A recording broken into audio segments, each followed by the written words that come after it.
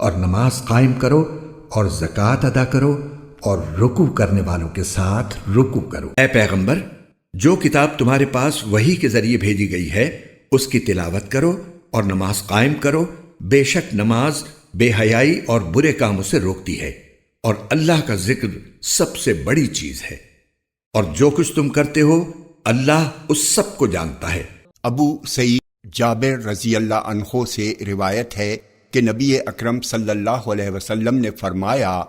کفر اور ایمان کے درمیان فرق کرنے والی چیز نماز کا ترک کرنا ہے۔ رمضان کا مہینہ وہ ہے جس میں قرآن نازل کیا گیا، جو لوگوں کے لیے سراپا ہدایت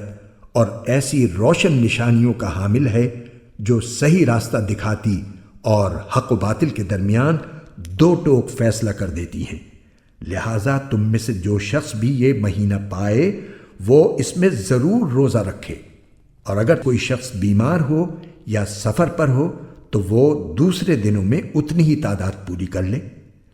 اللہ تمہارے ساتھ آسانی کا معاملہ کرنا چاہتا ہے اور تمہارے لیے مشکل پیدا کرنا نہیں چاہتا، تاکہ تم روزوں کی گنتی پوری کر لو، اور اللہ نے تمہیں جو راہ دکھائی اس پر اللہ کی تکبیر کہو،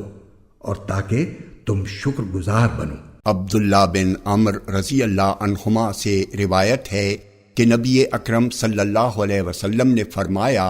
قیامت کے دن صاحب قرآن سے کہا جائے گا، قرآن پڑھتا جا اور بلندی کی طرف چڑھتا جا، اور ویسے ہی ٹھہر ٹھہر کر پڑھ جس طرح تو دنیا میں ٹھہر ٹھہر کر ترتیل کے ساتھ پڑھتا تھا،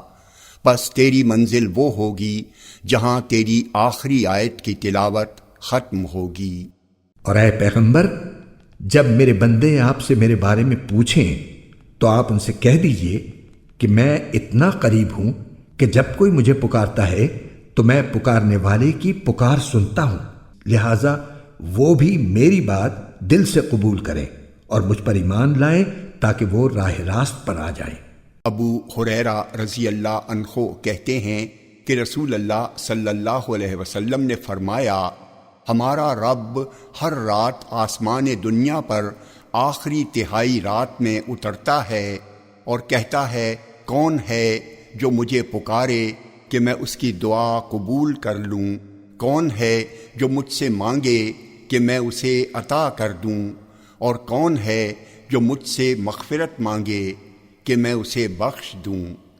اے ایمان والو، جو کچھ تم نے کمایا ہو اور جو پیداوار ہم نے تمہارے لیے زمین سے نکالی ہو، اس کی اچھی چیزوں کا ایک حصہ اللہ کے راستے میں خرچ کیا کرو، اور یہ نیت نہ رکھو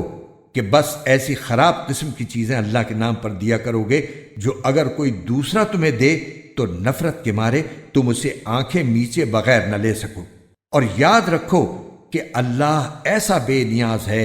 کہ ہر قسم کی تعریف اسی کی طرف لوٹتی ہے۔ حضرت ابو ہریرہ رضی اللہ تعالیٰ عنہ بیان کرتے ہیں، انہوں نے عرض کیا، اللہ کے رسول، کون سا صدقہ افضل ہے؟ آپ نے فرمایا، غریب آدمی کی محنت کی کمائی سے صدقہ کرنا اور اپنے زیر کفالت افراد سے آغاز کرنا۔